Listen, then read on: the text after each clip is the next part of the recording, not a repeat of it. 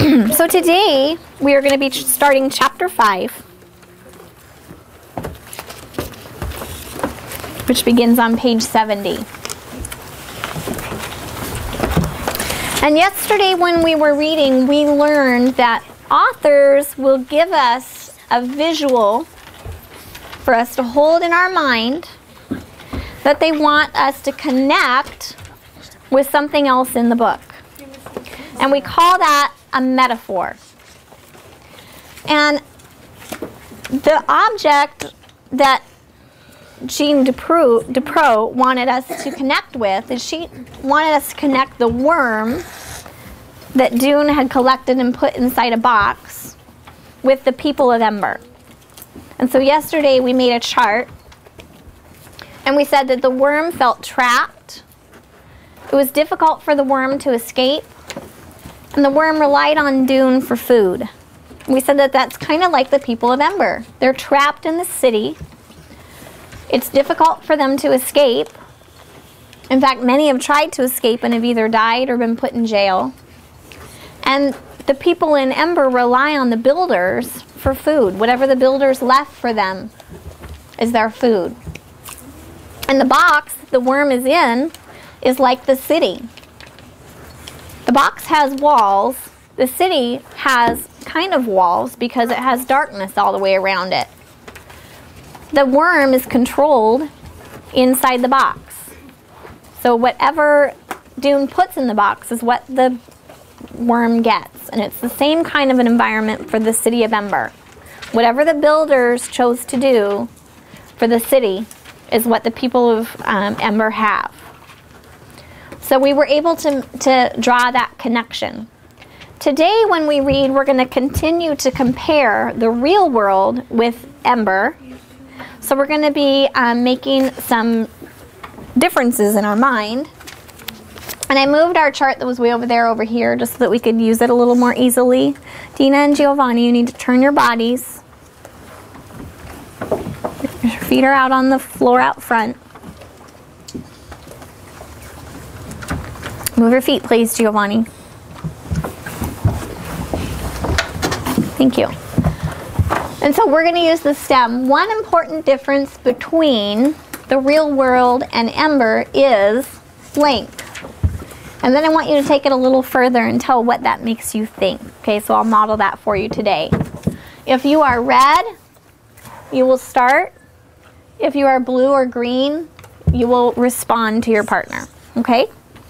So please be open to page 70.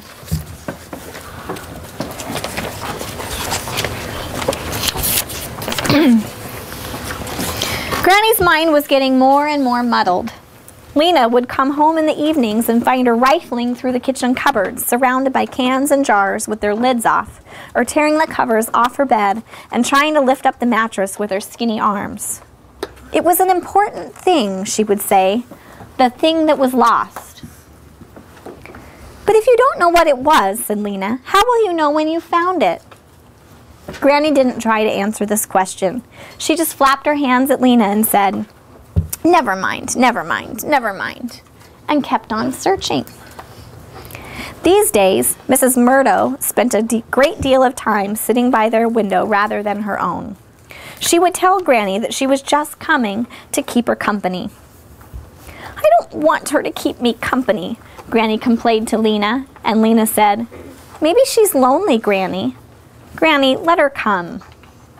Remember, Mrs. Murdo is the neighbor, and Lena asked Mrs. Murdo to come and keep an eye on things because the granny is starting to get dementia, we call it, where she can't remember things that have just happened. And the granny's supposed to be taking care of Poppy, the 2-year-old. So Lena asked Mrs. Murdo to come help. Lena rather liked having Mrs. Murdo around. It was a bit like having a mother there. She wasn't anything like Lena's own mother.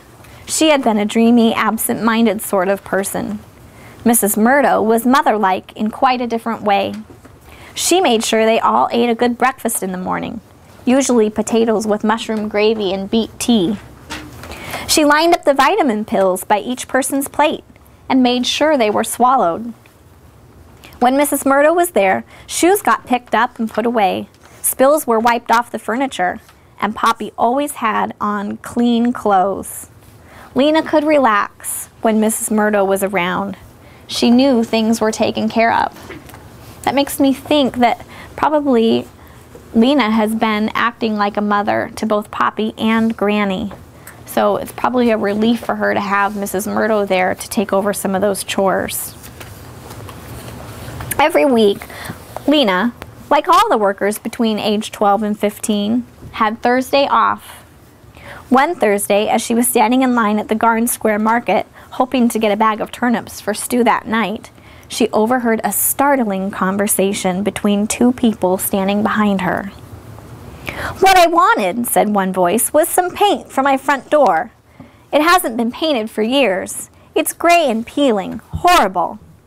I heard a store over on Night Street had some. I was hoping for blue." "Blue would be nice," said the other voice wistfully. "But when I got there," the first voice continued, "the man said he had no paint, never had. Disagreeable man. All he had were a few colored pencils." Colored pencils? Lena had not seen colored pencils in any store for ages. Once she'd had two red ones, a blue one and a brown one. She'd used these for her drawing until they were stubs too small to hold. Now she had only one plain pencil left, and it was rapidly growing shorter. So right now,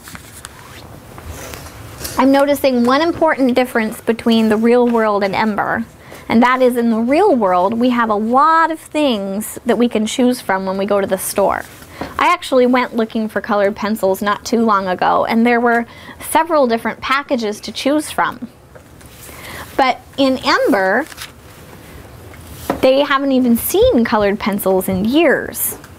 So this makes me think that we take some of the little things in life for granted, like pencils. She longed to have colored pencils for pictures of the imaginary city. She had a feeling it was a colorful place, though she didn't know what its colors might be. There were other things, of course, on which her money would be better spent.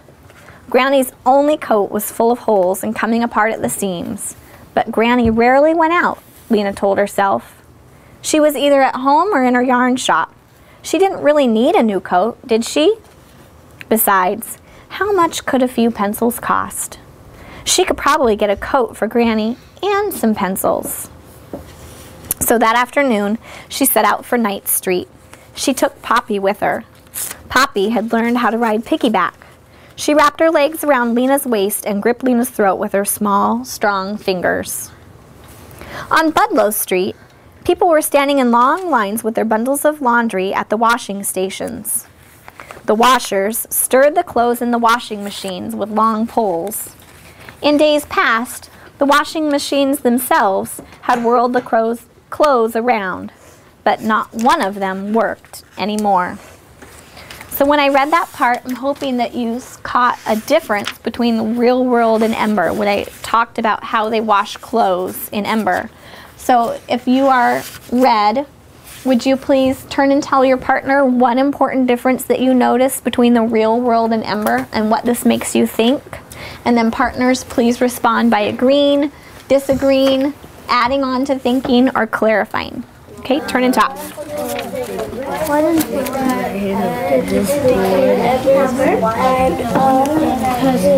The real world is that they don't have no working washing machine, so they have to stir it. And I don't think that they need to have real ones. Okay, do you agree or disagree? What? Neither of us are red. Okay, I just read you a part about the washing machine, and both of you were here and following along. Okay, so see if you can notice a difference between the real world and Ember. Probably some flashlight.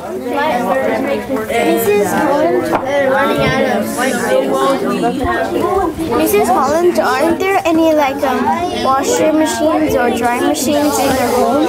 Because apartments and homes, they have them. So in the real world, we have washing machines and dryers in our homes. in Ember, they don't. So what's that making you think? That's really different. Yeah. I have a question to ask you. What do they mean, they depend on the builder?